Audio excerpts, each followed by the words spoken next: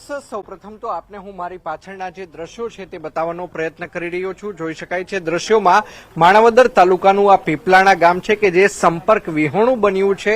ખાસ કરીને વાત કરવામાં આવે તો પીપલાણા ગામની જે પેલે પાર જે 3 જેટલા લોકો દેખાઈ રહ્યા છે, 3 લોકો દ્વારા અહીંયાથી એક બોટ લઈ જવામાં આવશે અને બોટ દ્વારા સામા ગામે એટલે કે જે પીપલાણા ગામે એક મંજુબેન ટાંક નામની જે 50 વર્ષીય મહિલા છે કે જેનું મૃત્યુ થઈ ચૂક્યું છે। ગામનું જે સ્મશાન છે તે પણ પાણીની અંદર ગરકાવ થઈ ચૂક્યું છે।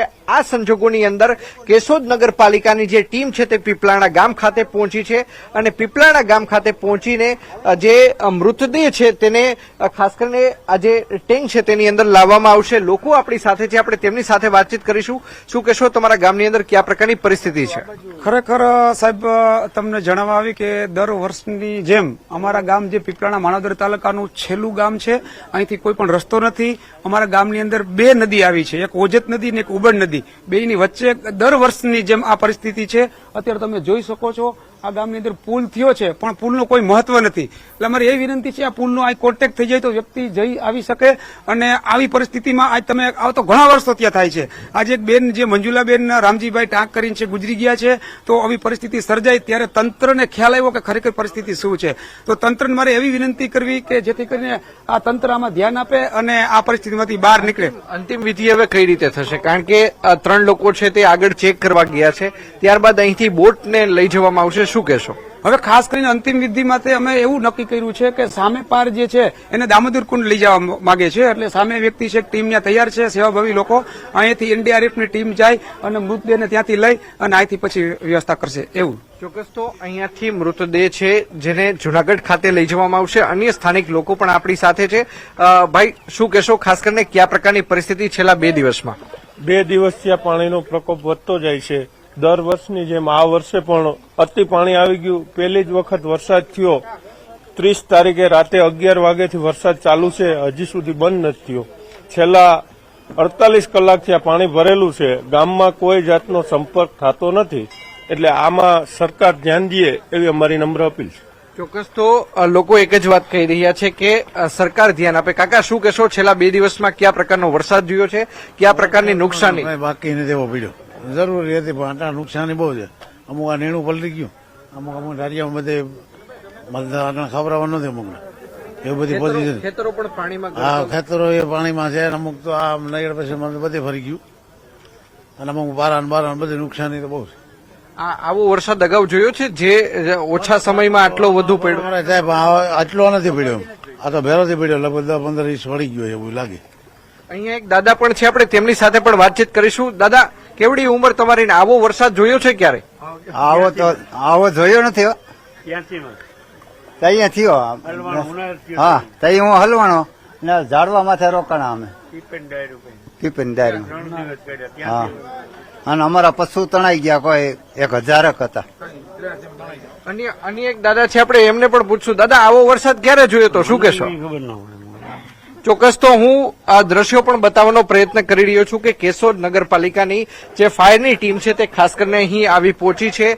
તેમના દ્વારા આ જે બોટ છે તેને આગળ લઈ જવામાં આવશે ને ત્યારબાદ પીપલાણા ગામ ખાતે જે મંજુલાબેન ટાંક કે જે 50 વર્ષની ઉંમરના મંજુલાબેન ટાંક છે કે જેમનું મૃત્યુ થઈ ચૂક્યું છે, તેમનો જે પાર્થિવ દેહ છે તેને અહીં રાખવામાં આવશે ને ત્યારબાદ જે પીપલાણા ગામ છે ત્યાંથી આ મૃતદેહને અહીંયા લાવવામાં આવશે ને ત્યારબાદ અહીંયાથી તેને જુનાગઢ ખાતે લઈ જવામાં આવશે ને ત્યાં દામોદર કુંડ પાસે અંતિમ સંસ્કાર કરવામાં આવશે। જી અંકિત, ફાયર વિભાગ તરફથી કોઈ જાણકારી આપવામાં આવી? ત્યાં જે અધિકારીઓ પહોંચ્યા છે તેઓ શું કહી રહ્યા છે? કેવી રીતે આ ઓપરેશન પાર પાડવામાં આવશે?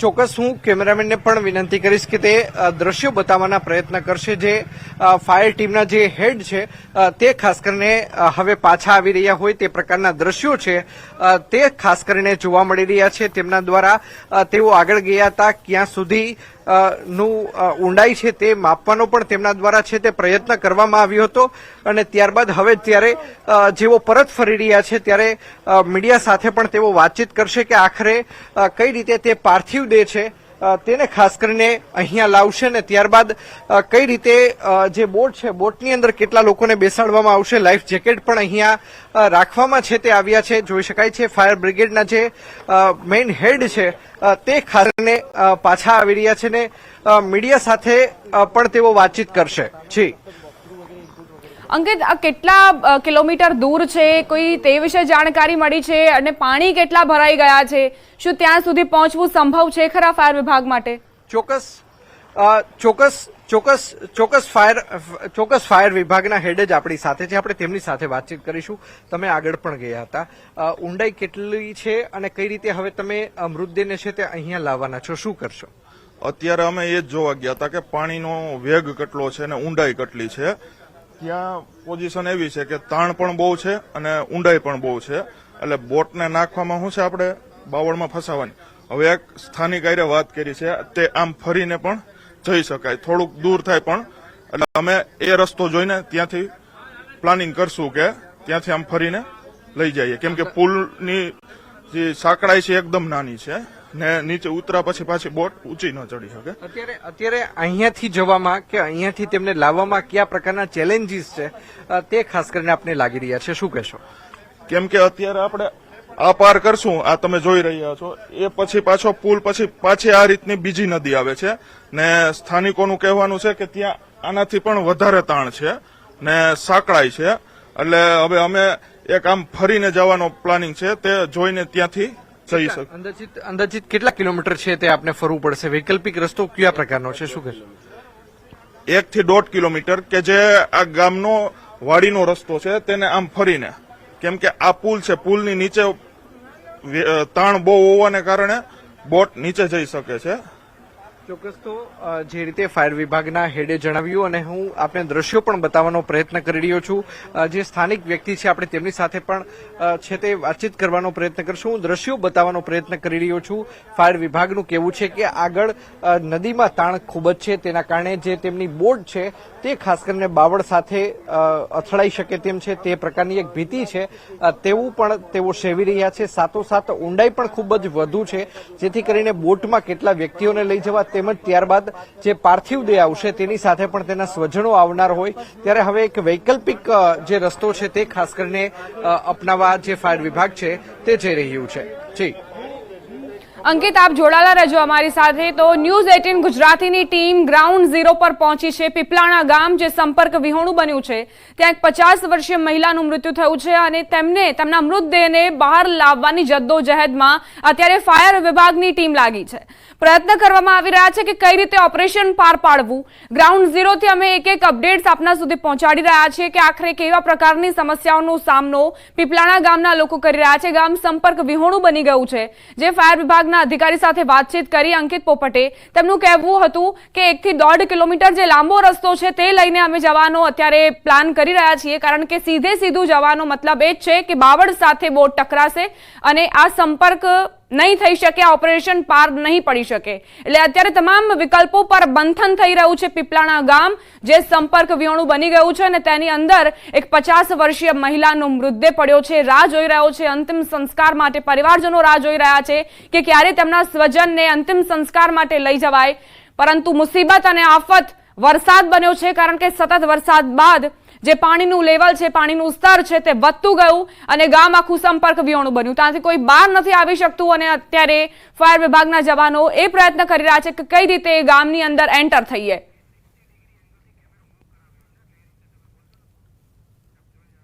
ન્યૂઝ 18 ગુજરાતીના કેમેરાથી આપ તસવીરો જોઈ રહ્યા છો. 360 ડિગ્રી તસવીરો તમારા સુધી પહોંચાડી રહ્યા છીએ. એ સમજવાનો તમને સરળતા રહે કે આખરે ગામમાં શું પરિસ્થિતિ સર્જાઈ છે. જ્યાં નજર કરશો ત્યાં પાણી જ પાણી નજરે પડી રહ્યું છે અને સામેની તરફ લોકો રાહ જોઈ રહ્યા છે કે આ જે ઓપરેશન છે તે પાર પાડવામાં આવે અને મહિલાનો મૃતદેહ બહાર લાવવામાં આવે. અન્ય કોઈ સમસ્યા છે કે નહીં ગામમાં, કારણ કે ગામ સંપર્ક વિહોણું બની ચૂક્યું છે.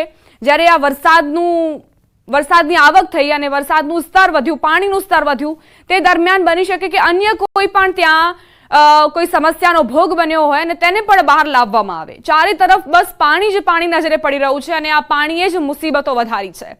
જે વરસાદની કાકડોળે રાહ જોવામાં આવી રહી હતી તે વરસાદ હવે રાહત નહીં પરંતુ આફત બનીને વરસ્યો છે પીપલાણામાં. સંવાદદાતા અંકિત જોડાયેલા છે. અંકિત, ફાયર વિભાગના અધિકારી અત્યારે વિકલ્પ પર મંથન કરી રહ્યા છે કે આખરે કયો એવો વિકલ્પ પસંદ કરીએ જેથી આ ઓપરેશન સફળતાપૂર્વક પાર પાડવામાં આવે. શું અત્યારે પડકારો તેમની સમક્ષ?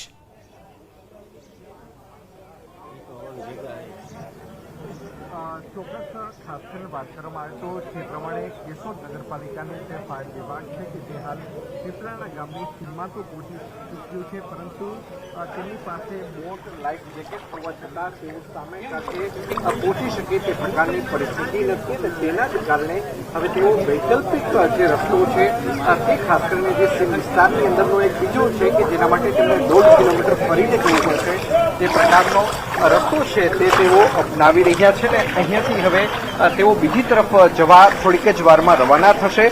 સૌપ્રથમ જ્યારે ફાયર બ્રિગેડની ટીમ કેશોદ નગરપાલિકાની ફાયર બ્રિગેડની ટીમ પીપલાણા ગામ ખાતે આવી ત્યારે પીપલાણા ગામ ખાતે આવીને તેમને ખાસ કરીને જે અહીંયા જે જળ સ્ત્રોત છે તો તેની ઊંડાઈ કેટલી છે, કેટલી સપાટી છે તેનું ખાસ કરીને અવલોકન કર્યું હતું. સાથોસાથ ગામની જ અંદર 2 જેટલી નદી આવેલી છે. એક ઓજત નદી પણ અહીંથી પસાર થાય છે, સાથોસાથ ઉબેડ નદી પણ અહીંથી પસાર થાય છે.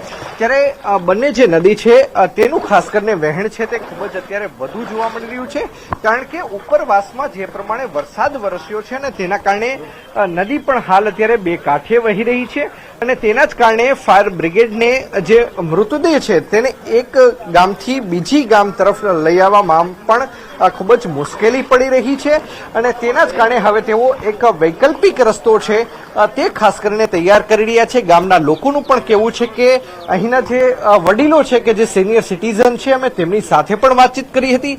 તેમનું કહેવું હતું કે આ પ્રકારનો વરસાદ, આ પ્રકારની હોનારત તમે 1983માં જોઈ હતી. સમજી શકો છો કે 1983 બાદ આ પ્રકારે શોર્ટ ટાઈમ ઓફ પીરિયડની અંદર લોકોએ ક્યારેય પણ આટલો વરસાદ નથી જોયો અને જે રીતે ગઈકાલથી ન્યૂઝ 18 ગુજરાતીની જે ટીમ છે તે ખાસ કરીને માણાવદર તાલુકાની મુલાકાત લઈ રહી છે, ખાસ કરીને ઘેડ પંથકના ગામોની મુલાકાત લઈ રહી છે. તો જે દ્રશ્યો ખાસ કરીને સામે આવી રહ્યા છે લોકોને એમ લાગે કે આ તળાવના દ્રશ્યો છે, પરંતુ હકીકતે તે તળાવના દ્રશ્યો નથી. ખેતરોની અંદર પાણી છે તે કોઈ ખેતરની અંદર 1.5 ફૂટ છે, કોઈ ખેતરની અંદર 3 ફૂટ, કોઈ ખેતરની અંદર 4 ફૂટ જેટલા પાણી છે તે વરસાદી પાણી છે તે ઘૂસી ચૂક્યા છે ને જેના કારણે ખેડૂતોને પારાવાર મુશ્કેલી અને પારાવાર નુકસાની વહોરવાનો વારો આવ્યો છે. કેટલાક ખેડૂતોની સાથે અમે વાતચીત કરી, તેમનું કહેવું હતું કે માત્ર 2 દિવસ પૂર્વે જ તેમણે વાવણી કરી હતી અને ખાસ કરીને કપાસ અને મગફળીનું વાવેતર જે જૂનાગઢ જિલ્લાની અંદર કરવામાં આવ્યું છે તેવા ખેડૂતોને ખૂબ જ નુકસાની મોટા પ્રમાણમાં વહોરવાનો વારો આવ્યો છે. અંકિત, આપ જોડાયેલા રહેજો, સતત આપની પાસેથી અપડેટ્સ લેતા રહીશું. તો પીપલાણા ગામથી અંકિત તમને તમામ જાણકારી આપી રહ્યા છે. સતત જે પાણીનું સ્તર વધ્યું તેણે જ આ સમસ્યાઓ સર્જી છે. ખેતરોમાં 1 થી 1.5 ફૂટ સુધીના પાણી ભરાયા છે. એક વ્યક્તિ જેમની સાથે વાતચીત કરી અમારા સંવાદદાતાએ, તો તેમણે કહ્યું કે 1983માં આ પ્રકારે પૂરની સ્થિતિ હતી અને લગભગ 40 વર્ષ બાદ આ ભયંકર પૂરના કારણે પીપલાણા ગામ સંપર્ક વિહોણું બન્યું છે.